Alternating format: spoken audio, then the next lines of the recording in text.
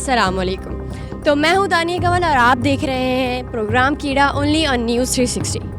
जी, तो मैं आपको कीड़े का मतलब तो पहले ही बता चुकी हूँ और आपको ये भी बता चुकी हूँ कि हमारे माशरे में बहुत ज़्यादा कीड़े हैं। ये बात तो आपको भी पता है। हमारे पाकिस्तान में सबसे ज़्यादा जो है वो शॉर्टकट लेने का बहुत ज़्यादा शौक़ है सबको कि शॉर्टकट ले लें, जल्दी से काम हो जाए।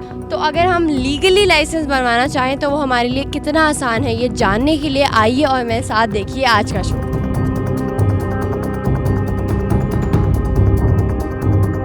तो अभी मैं लाइसेंस ऑफिस में मौजूद हूँ और मेरे साथ ये ऑफिसर हैं जो कि बहुत ज़्यादा काइंड है और बहुत हेल्पफुल हैं, जो कि मुझे हेल्प कर रहे हैं बताने में कि लाइसेंस बनवाने के लिए यहाँ कोविड के लिए भी क्या इकदाम किए गए हैं और लाइसेंस बनाना कितना आसान या फिर कितना मुश्किल हो गया है किसी के लिए। अस्सलाम वालेकुम जी। सबसे पहले तो जी हमने प्री अपॉइंटमेंट अपने मोबाइल से या कंप्यूटर से इंट्रोड्यूस कराया कोविड की वजह से। आप अपना अपॉइंटमेंट लेते हैं मोबाइल में या कंप्यूटर से, तो ये फ्रंट डेस्क है। सबसे पहले आपने वो अपॉइंटमेंट जो आपने लिया होता है वो यहाँ आके दिखाया जाता है। ये अपने चेक करते हैं कि आपको किस डिपार्टमेंट का अपॉइंटमेंट मिला है। तो वो चेक करने के बाद एक गेट पास बना के देते हैं। गेट पास लेके आप हमारे लाइसेंस ब्रांच में इंटर होते हैं और जो डिपार्टमेंट आपको मिला हुआ होता है गेट पास, तो उसके थ्रू हम उसका काम शुरू करते हैं, लर्नर, रिन्यूअल और इसी तरीके से परमानेंट, इंटरनेशनल। फर्स्ट स्टेप हमारा है कि ऑनलाइन हमें रजिस्ट्रेशन करवानी है। यहाँ जब लाइसेंस ब्रांच में एंटर होते हैं तो सबसे पहले यहाँ पे आना है। मैं आपको दिखाता हूँ किस तरीके से।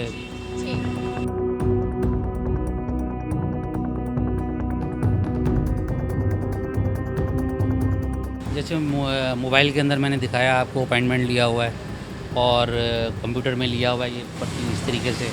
तो हम जब उसको चेक करते हैं रिन्यूअल का, परमानेंट का, लर्नर का, तो हमारे को ये एक पेपर मिल जाता है डेली सुबह कि इनको अपॉइंटमेंट मिला हुआ है। हम उसको टैली करते हैं।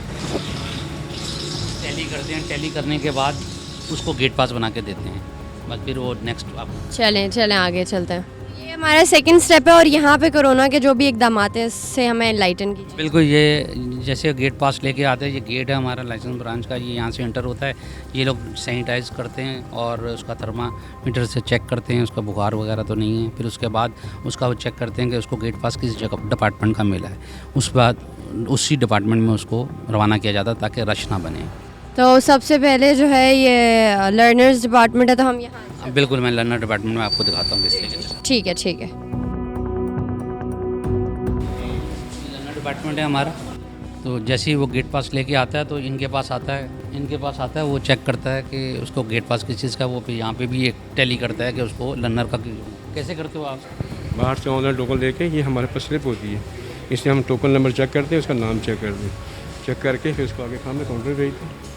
वो डेटा फीड होता है, फिर यहाँ पे देखे सामने फीस होती है, फिर फीस होने के बाद बराबर में जमा हो जाता है पेपर, वहाँ इशू हो जाता है 16 नंबर, उसका काम कंप्लीट हो जाता है। टोटल जी क्या कह रहे हैं, टोटल 5 या 7 मिनट का काम होता है, बल्कि 5 मिनट से भी कम काम होता है। तो 5 मिनट में लर्नर्स लाइसेंस इशू हो जाता है। हाँ, यहाँ पे उसको अपना आईडी कार्ड देना होता है। उसके बाद वो टोकन उसको मिल चुका होता है कि लर्नर के लिए यहाँ ही इसका डेटा फीड होता है। फीड होने के बाद अभी आप देखिएगा स्नैप इसकी यहीं पे होगी और डेटा फीड होगा। उसके बाद वो काउंटर, पेमेंट काउंटर है नेशनल बैंक का, वहाँ फ़ीस जमा होती है और बराबर में ही इसके हमने डिलीवर किया हुआ है लाइसेंस, लर्निंग लाइसेंस।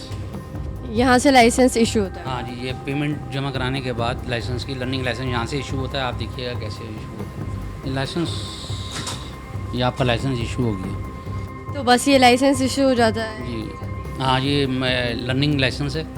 इसके आफ्टर 42 डेज़ अगर प्राइवेट लाइसेंस है तो वो आ सकता है पक्का बनवाने के लिए, परमानेंट लाइसेंस के लिए एलिजिबल हो जाता है। और अगर कमर्शियल है तो 90 दिन के बाद, इसमें डिटेल लिखी हुई है लर्निंग लाइसेंस में। तो पहले आप ये लर्निंग लाइसेंस लेते हैं और उसके 42 डेज़ के बाद जी बिल्कुल ऐसा ही है जी। चलें, ठीक है जी। तो आप मुझे सबसे पहले तो ये बताएंगे कितने टाइप के लाइसेंस होते हैं, क्योंकि काफ़ी लोगों को तो बस ये पता होता है कि हाँ ड्राइविंग लाइसेंस होता है, लेकिन कितने टाइप के होते हैं? मैंने जैसे आपको पहले बताया है कि एक लर्निंग लाइसेंस होता है। पहले जो बंदे ने फर्स्ट टाइम लाइसेंस बनाना होता है वो पहले लर्निंग बनाता है, ताकि वो लर्निंग का एक पीरियड होता है 42 डेज़ प्राइवेट लाइसेंस, और कमर्शियल लाइसेंस 90 डेज़। तो वो कंप्लीट करना होता है, 1 साल का वैलिड होता है वो। जब उसको टाइम पीरियड पूरा हो जाता है तो वो परमानेंट के लिए अप्लाई करता है कि मुझे परमानेंट लाइसेंस बनाया दीजिए, जो कार्ड फ्रेम में आता है। और उसको इसी तरीके से जब वो ख़त्म हो जाता है तो उसको रिन्यूअल किया जाता है। ये बस, और एक इंटरनेशनल लाइसेंस होता है जो पाकिस्तान से बाहर जाने के लिए आपने इस्तेमाल करना होता है, और ऐसा सच कोई ऐसी उसमें नहीं है। डॉक्यूमेंट्स कौन कौन से होने चाहिए उसके पास अपने आईडी के, और या फिर जो भी डॉक्यूमेंट्स नीडेड हो लाइसेंस बनाने के लिए? लाइसेंस बनाने के लिए लर्निंग लाइसेंस होना ज़रूरी है, और आईडी कार्ड की कॉपी हम उससे लेते हैं। ये 2 चीज़ें हमें ज़रूरी होती हैं। और लर्निंग लाइसेंस जब बनवाने आते हैं तो आईडी कार्ड की कॉपी? सेफ आईडी कार्ड की कॉपी हमें चाहिए होती है, ओरिजिनल के साथ। ओरिजिनल देखते हैं हम, और आईडी कार्ड, और आईडी कार्ड की उसकी कॉपी? जी, कॉपी जमा हो जाती है, कॉपी जमा कर लेते हैं और ओरिजिनल आईडी कार्ड उसको वापस कर देते हैं। चलें, ठीक है, चलें moving on to the next step.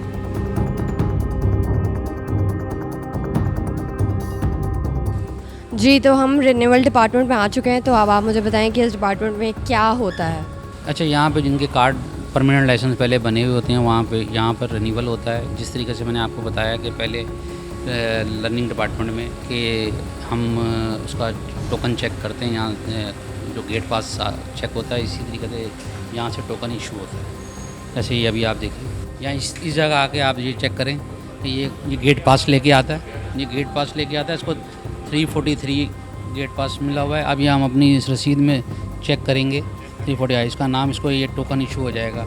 और ये लाइसेंस की रिन्यूअल आप जब करवाने के लिए आते हैं तो इसकी कोई एज लिमिट होती है? आपका लाइसेंस एक्सपायर हो जाता है फिर आप रिन्यूअल कर? नहीं, इसमें एज का जिक्र कोई भी नहीं है, एज जितनी भी हो, लेकिन इसके अंदर आपका ये जो एक्सपायरी होती है वहाँ से वो आगे 5 साल 3 साल हम उसको आगे एक्सटेंड करते हैं। यहाँ इसका डेटा फीड होता है, इधर ही हमारा बैंक बना हुआ है, यहाँ फ़ीस जमा होती है, यहीं पे तस्वीर होती है। उसके बाद अगली नेक्स्ट बिल्डिंग के अंदर मेडिकल है, मेडिकल होता है, इसके अंदर कंपलसरी है, हर बंदे का मेडिकल होता है जो रिन्यूअल कराने आता है। लर्नर में भी होता है, परमानेंट में मेडिकल होता है। तो मेडिकल अगर कोई इशू, ऐसा कोई इशू होता है जो मेडिकल में आ जाए तो फिर उनको ड्राइविंग लाइसेंस नहीं मिलता? अगर जैसे उसके कोई प्रॉब्लम होती है, आइस में प्रॉब्लम होती है, हाथ पैर में प्रॉब्लम होती है, तो उसको लाइसेंस ऐसे नहीं मिलता। वो डॉक्टर साहब उसको बड़े हॉस्पिटल में भेजते हैं, रेफ़र करते हैं, वहाँ पे मेडिकल बोर्ड बैठता है 4 डॉक्टरों का, वो लोग लिख के देते हैं कि ये लाइसेंस के काबिल है, तो उसको लाइसेंस इशू होता है, अदरवाइज़ लाइसेंस इशू नहीं होता। तो मैंने काफ़ी ऐसे लोगों को देखा जिनकी आईसाइट भी बहुत ज़्यादा वीक होती है, या फिर वो किसी तरीके से डिसप्रिविलेज होते हैं और वो फिर भी ड्राइविंग कर रहे होते हैं। मतलब उनको हालांकि प्रॉब्लम होता है, फिज़िकल इश्यूज़ भी होते हैं, फिर भी दे आर ड्राइविंग, तो उनको लाइसेंस इशू कैसे हो जाता है? लाइसेंस इशू हो जाता है या पर they are driving without licence? असल में बात यह है कि वो मेडिकल, जैसे आइस के लिए बोला तो विद ग्लासेस वो आइस मेडिकल फिट हो सकता है। इसी तरीके से अगर उसका हाथ नहीं है या ऑटोमेटिक गाड़ी के लिए भी वो मेडिकल बोर्ड उसको रेफ़र करता है कि जी ये fit for driving car, motorcycle या ऑटोमेटिक, तो उस तरीके से हम उसको उसी लाइसेंस देते हैं। जैसे हैंडीकैप का लाइसेंस होता है तो उसके ऊपर इनवैलिड कैरेज के नाम से उसको लाइसेंस इशू होता है, तो वो भी लाइसेंस ही होता है। अगर ये लाइसेंस उसके पास ना हो और वैसे चला रहा है तो विदाउट लाइसेंस पकड़ती है ट्रैफिक पुलिस और उसको चालान करती है, उसको बंद करती है। अच्छा, तो आपको ये कहना है कि लाइसेंस के बगैर तो कोई गाड़ी नहीं चला सकता, और अगर जो चलाता भी है तो फिर उस पर चालान वगैरह हो जाता है? बिल्कुल इसी तरीके से ऐसे ही होता है।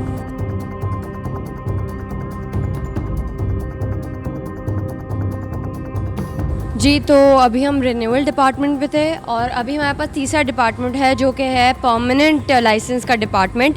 हम वहाँ जाएंगे and I will tell you the process कि वहाँ क्या होता है।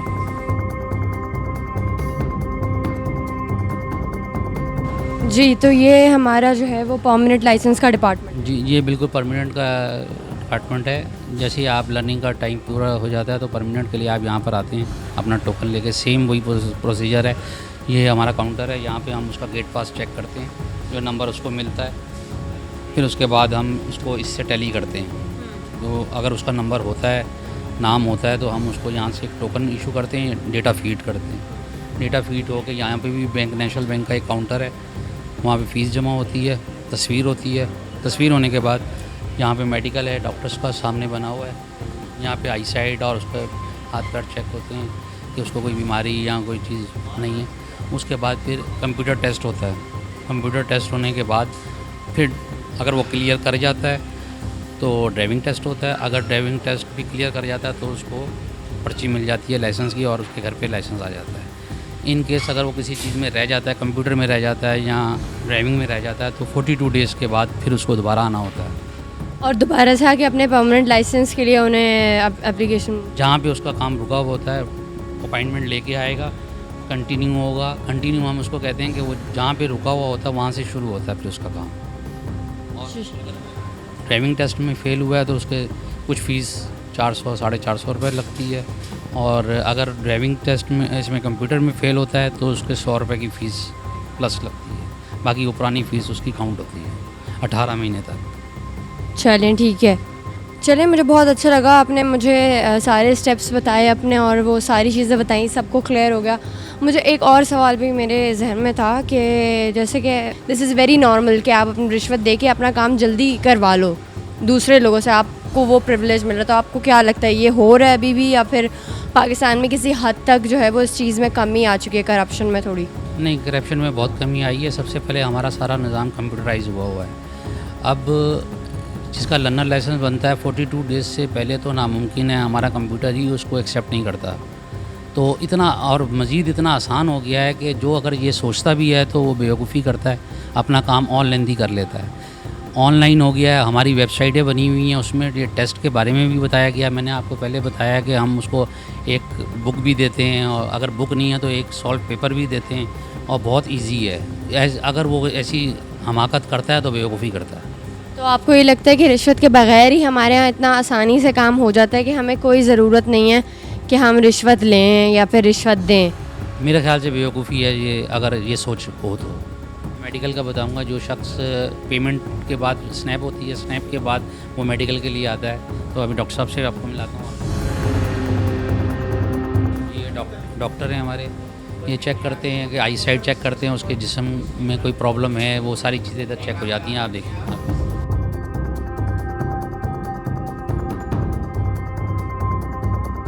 मेडिकल के बाद ये आएगा, इधर कंप्यूटर टेस्ट देगा, इसके अंदर इशारे भी होंगे और जनरल नॉलेज का सवाल होंगे जिसको ये टिक करेंगे। तो वो सारे जो हैं वो ड्राइविंग से रिलेटेड होंगे, जनरल नॉलेज के क्वेश्चन? हाँ जी बिल्कुल, ये मैंने बताया ना, बुक भी आती है और हम पेपर भी दे रहे हैं, वही सारी चीज़ें इसमें आएंगी। आप इसको देखिएगा तो आपको पता चलेगा।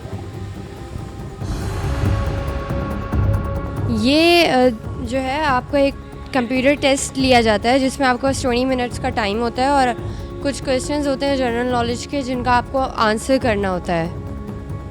रेल की पटरी पर गुजरते हुए ओवरटेक करना सही है? रेल की पटरी पे गुजरते हुए ओवरटेक करना सही है? तो गलत है ना? गलत है। फिर दूसरा सवाल है, चौराहा क्रॉस करते वक्त आप अपनी गाड़ी का हॉर्न ज़रूर बजाएं। हाँ, वो तो बजाना चाहिए। नहीं बजाना चाहिए। हमने जो पढ़ा है, अंधे मोड़ के अलावा आप किसी जगह पे हॉर्न ना बजाएं जहाँ आपको अचानक आने वाला आगे कोई जी जी जी जी वहाँ ये रोड साइन है। सही। इस ये साइन लिखा का है क्या मतलब है? साइकिल का रास्ता? साइकिल का रास्ता। तो ये तो साइकिल का रास्ता ही है। जी सही है। ठीक है। इस साइन का क्या मतलब है? मैं भी दे देती हूँ, टेस्ट मिल जाएगा लाइसेंस मुझे। ये बहुत आसान है, मैंने आपको बताया है ना जी, वो इसके अंदर मुश्किल नहीं है। 4 ऑप्शन है, एक इससे बिल्कुल कंसर्न है और 3 बिल्कुल इससे अलग है। इसके अंदर मार्किंग है 62 68 तो इसके नंबर्स होते हैं टोटल? नंबर होते हैं 100 में से। बताएं आप? 72, 100 में से 72 लेंगे तो पास हो जाएंगे। 5 गलतियों की गुंजाइश है, मतलब सही सही से 7 गलतियों की गुंजाइश है और अगर 18 सवाल सही होंगे तो पास हो जाएंगे। चलें ठीक है जी। तो इस वक्त हम मौजूद हैं डीएसपी इमरान सिद्दीकी के साथ और मैं अब इनसे कुछ सवालात करूंगी इनके इदारे के बारे में और इसके अलावा भी आज का जो हमारा टॉपिक है उसके बारे में। पूरा जो लाइसेंस ऑफिस है वो हर जगह जाके जितने स्टेप्स हैं वो सारी चीज़ें मैंने देखी। एवरीथिंग इज़ वेरी स्मूथ, बहुत आसानी से आपको जो है वो अपना लीगली लाइसेंस मिल जाता है। तो आपने अपने सिस्टम को इतना स्मूथ कैसे किया हुआ है? तो आप ये बताएं कि पाकिस्तानी लोगों का, कॉमन पीपल है, उनका सबसे ज़्यादा परसेप्शन यही है कि आप जहाँ रिश्वत देंगे आपका काम जल्दी हो जाएगा, आप रिश्वत नहीं देंगे, जहाँ पैसा नहीं लगाएंगे आपका काम जल्दी नहीं होगा। और स्पेशली जो गवर्नमेंट इदारे होते हैं, आपको जो भी लाइसेंस बनवाना होते हैं, जो भी काम होते हैं आपके, उनके लिए रिश्वत बहुत ज़्यादा ज़रूरी होती है। तो आप इस बारे में क्या कहेंगे? देखिए, ये परसेप्शन गलत है कि बगैर रिश्वत के काम नहीं होते, और ठीक है होते होंगे, लेकिन हमारा सिस्टम आपने देख लिया, जब तक कि एक बंदा खुद नहीं आए, एप्लीकेंट खुद नहीं आए और एक सिस्टम को फॉलो करे, तो उस पर ही हमारा सिस्टम है। और ऐसे कोई तो मसला नहीं है कि ब्राइब के बगैर हमारा कोई काम नहीं होता। हमारा ऑनलाइन सिस्टम है, उस पर आप अपॉइंटमेंट करें और आएँ, ये कोई ऐसा वो इशू नहीं है वहाँ पर किसी भी ब्राइब का या क्योंकि रिश्वत तो पाकिस्तान में है, तो आपको लगता है अब कम हो गई है? लोगों के दिलों में अभी भी ये ज़्यादा एक परसेप्शन है कि रिश्वत से सब हो जाता है। तो आपको क्या लगता है, अभी भी ऐसा ही है कि रिश्वत से सब हो जाता है या नहीं होता? मैंने अभी आपको थोड़ी देर पहले भी बताया है कि ज़रूरी नहीं कि रिश्वत दे के या ब्राइब करके आप ये काम करवाएं। आप एक सिस्टम को फॉलो करें, आप लेकर चलें, तो इंशाल्लाह कोई ऐसा मसला नहीं है। काम होते और काम हो जाते, कोई ऐसा मसला। जी, तो I was in a conversation with Imran Siddiqui, DSP हैं जो यहाँ के, और मैंने आप लोगों को सारे स्टेप्स बताए, लाइसेंस किस किस तरह से आप लोगों को मिल सकता है, जो मराहिल हैं, और हमारा गवर्नमेंट इदारे कितनी बेहतरी की तरफ जा रहे हैं, वो भी आप लोगों ने आज देखा। आई होप कि आप लोगों को आज का एपिसोड पसंद आया हो। इसी तरह के माशरे के और कीड़ों के साथ मैं आती रहूँगी, आपकी होस्ट दानिया कावल।